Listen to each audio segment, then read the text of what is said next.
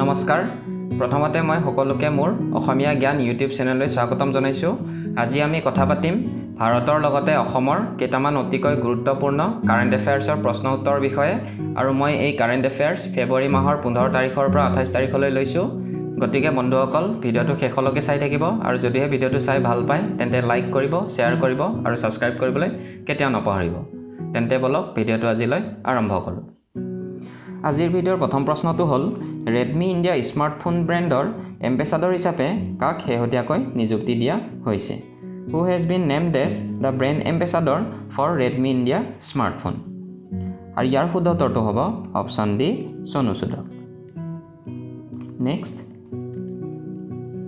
কোনটো দলে 2023 চনৰ ৰঞ্জি ট্ৰফিৰ খিতাপ দখল কৰিছে Which team has won the Ranji Trophy title 2023 আৰু ইয়াৰ শুদ্ধ উত্তৰটো হ'ব অপচন ডি সৌৰাষ্ট্ৰ আৰু সৌৰাষ্ট্ৰৰ দলে বেংগল ক্ৰিকেট দলক পৰাস্ত কৰি 2023 ৰ ৰঞ্জি ট্ৰফিৰ খিতাপ দখল কৰিছে নেক্সট কোনখন দেশে 19 ফেব্ৰুৱাৰীত গণতন্ত্ৰ দিৱস পালন কৰিছিল Which country observed Democracy Day on February 19 আৰু ইয়াৰ শুদ্ধ উত্তৰটো হ'ব অপচন ডি নেপালে নেক্সট অসমৰ নতুন ৰাজ্যপালজনৰ নাম কি Who is the new governor of Assam আৰু ইয়াৰ শুদ্ধ উত্তৰটো হ'ব option D Gulabchand Kataria next ভাৰতৰ 80তম চেছ গ্ৰেণ্ডমাষ্টাৰ কোন হৈছে Who has become the India's 80th grandmaster in chess আৰু ইয়াৰ শুদ্ধ উত্তৰটো হ'ব অপচন এ ইগনেছ এনাৰ নেক্সট বিদ্যুতৰ গুৰুত্বৰ অভাৱৰ বাবে কোনখন দেশে শেহতীয়াকৈ জৰুৰীকালীন অৱস্থা ঘোষণা কৰিছিল Which country declared a state emergency due to a severe power shortage আৰু ইয়াৰ শুদ্ধ উত্তৰটো হ'ব অপচন ডি দক্ষিণ আফ্ৰিকা নেক্সট 2023 চনৰ দ্বাদশ বিশ্ব হিন্দী সন্মিলন ক'ত অনুষ্ঠিত হৈছিল Where will the 12th World Hindi Conference be held in 2023 আৰু ইয়াৰ শুদ্ধ উত্তৰটো হ'ব অপচন সি ফিজি আৰু এই সন্মিলন 15 ৰ পৰা 17 ফেব্ৰুৱাৰীলৈ ফিজিত অনুষ্ঠিত হৈছিল নেক্সট 2023 চনৰ বাবে কাক মাৰ্কনি বঁটাৰে সন্মানিত কৰা হৈছিল Who has been honored with the Marconi Award for the year 2023 আৰু ইয়াৰ শুদ্ধ উত্তৰটো হ'ব অপচন এ হৰি বালাকৃষ্ণন নেক্সট শেহতীয়াকৈ কোনে গুৱাহাটী উচ্চ ন্যায়ালয়ৰ মুখ্য ন্যায়াধীশ হিচাপে শপত গ্ৰহণ কৰিছে Who has recently sworn in as the Chief Justice of Guwahati High Court in 2023 আৰু ইয়াৰ শুদ্ধ উত্তৰটো হ'ব option C Sandeep Mehta next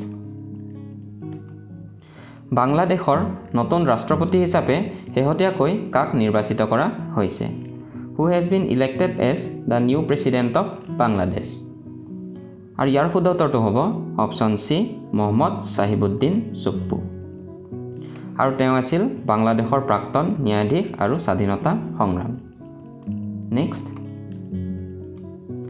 আন্তৰ্জাতিক ক্ৰিকেটত দ্ৰুততম 25,000 ৰান সংগ্ৰহ কৰা বিশ্বৰ প্ৰথমজন বেটসম্যান কোন হৈছে Who has become the first batsman in the world to score the fastest 25,000 runs in international cricket আৰু ইয়াৰ শুদ্ধ উত্তৰটো হ'ব অপচন সি বিৰাট কোহলি নেক্সট শেহতীয়াকৈ ঘূৰ্ণীবতাহ গেব্ৰিয়েলে কোনখন দেশত ক্ষতিগ্ৰস্ত কৰিছে Which country has been hit by the recent cyclone Gabrielle আৰু ইয়াৰ উত্তৰটো হ'ব অপচন ডি নিউজিলেণ্ড নেক্সট ভাৰতত ৰাষ্ট্ৰীয় মহিলা দিৱস কোন তাৰিখত পালন কৰা হয় On which date is National Women's Day observed in India আৰু ইয়াৰ শুদ্ধ উত্তৰটো হ'ব অপচন সি 13 ফেব্ৰুৱাৰী নেক্সট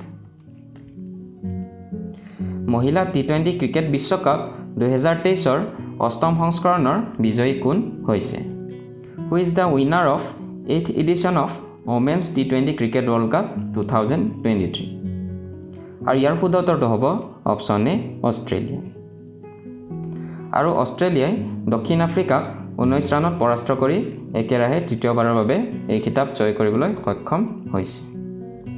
নেক্সট,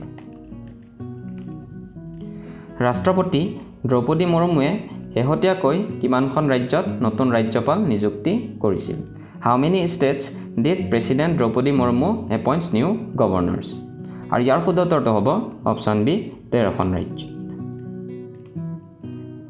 আৰু আপোনালোকে এই লিষ্টখনৰ পৰা ৰাজ্যপালসকলৰ নামবোৰ চাই ল'ব পাৰিব।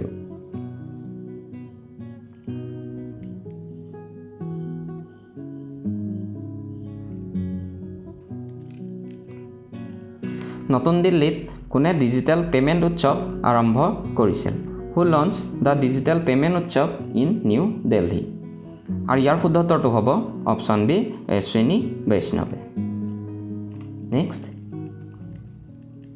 কোনখন ৰাজ্যত নিৰ্বাচন আয়োগে মিছন 300 আৰু মাই ভোট মাই ভেলেণ্টাইনৰ প্ৰচাৰ আৰম্ভ কৰিছিল? In which state has the election commission started the mission 300 and my vote my valentine campaign?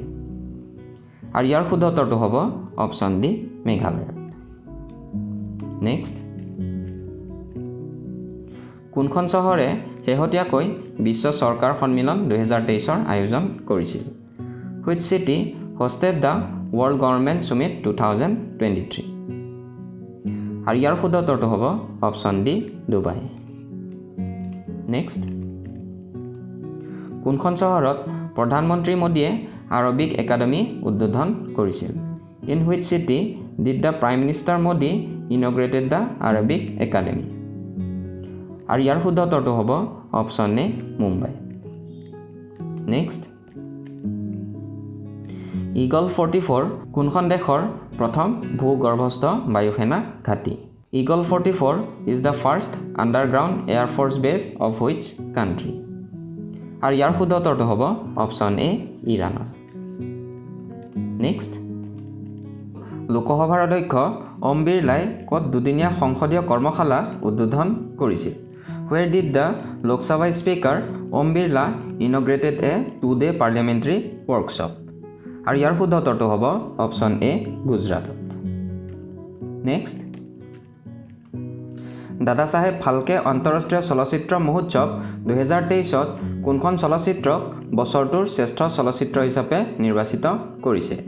Which film has been selected as the Film of the Year at the Dada Saheb Phalke International Film Festival 2023?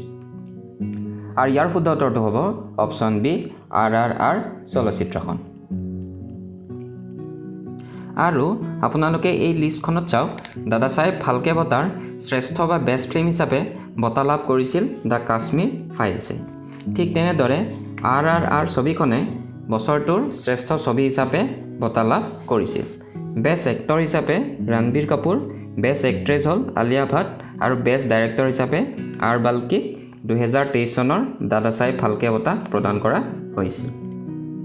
Next, 2019, 2020 আৰু 2021 বৰ্ষৰ বাবে কিমানজন শিল্পীক উস্তাদ বিছমিল্লা খান যুৱ পুৰস্কাৰ বঁটা প্ৰদান কৰা হৈছিল? How many artists were awarded the উস্তাদ বিছমিল্লা খান যুৱ পুৰস্কাৰ for the year 2019, 20 and 21? আৰু ইয়াৰ শুদ্ধ উত্তৰটো হ'ব অপশ্যন চি 102 জন। নেক্সট, মহিলাৰ প্ৰিমিয়াম লীগ 2023ৰ খেলুৱৈৰ নিলামত কোন আটাইতকৈ ব্যয়বহুল খেলুৱৈ আছিল? Who became the costliest player in the ongoing player auction for the Women's Premier League in 2023? আৰু ইয়াৰ শুদ্ধ উত্তৰটো হ'ব অপশ্যন বি স্মৃতি মান্ধানা।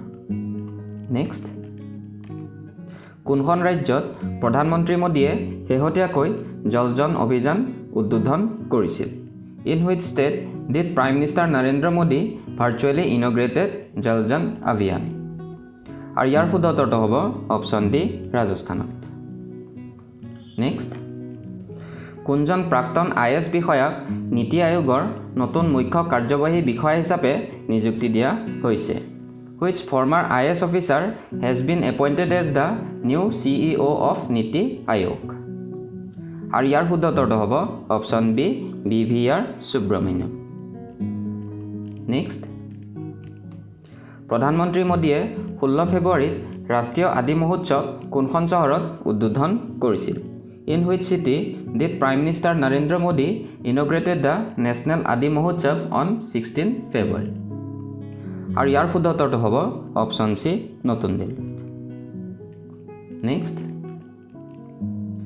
ৰাখী কাপুৰক কোনখন কিতাপৰ বাবে 2023 চনৰ গোল্ডেন বুক বঁটা প্ৰদান কৰা হৈছিল? For which book was Rakhi Kapoor awarded the Golden Book Award 2023? আৰু ইয়াৰ শুদ্ধ উত্তৰটো হ'ব option a now you breathe. Next, sky এয়াৰে ড্ৰোনৰ বাবে কোনখন দেশৰ প্ৰথম ট্ৰেফিক মেনেজমেণ্ট ছিষ্টেম মুকলি কৰিছিল? Sky air launched which country's first traffic management system for drones? আৰু ইয়াৰ শুদ্ধ উত্তৰটো হ'ব অপশ্যন চি ভাৰতৰ। নেক্সট, কোনখন ৰাজ্য বা কেন্দ্ৰীয় শাসিত অঞ্চলত ভাৰতৰ প্ৰথম হিমায়িত হ্ৰদ মাৰাথন আয়োজন কৰিছিল? Which state or union territory is hosting India's first frozen lake marathon? আৰু ইয়াৰ শুদ্ধ উত্তৰটো হ'ব অপশ্যন ডি লাডাখত। নেক্সট, কোনখন ৰাজ্যত পাকিস্তানৰ প্ৰথম হিন্দু মহিলা সহকাৰী আয়ুক্ত হিচাপে নিযুক্তি দিয়া হৈছে? In which state was Pakistan's first Hindu female civil servant posted as assistant commissioner? আৰু ইয়াৰ শুদ্ধ উত্তৰটো হ'ব অপশ্যন ডি পাঞ্জাৱত। নেক্সট, কোন ৰাজ্যৰ পৰা APJ Abdul Kalam satellite launch vehicle mission 2023 উৎক্ষেপণ কৰা হৈছিল? From which state was the APJ Abdul Kalam Satellite Launch Vehicle Mission 2023 launched? আৰু ইয়াৰ শুদ্ধ উত্তৰটো হ'ব অপশ্যন চি তামিলনাডুৰ পৰা।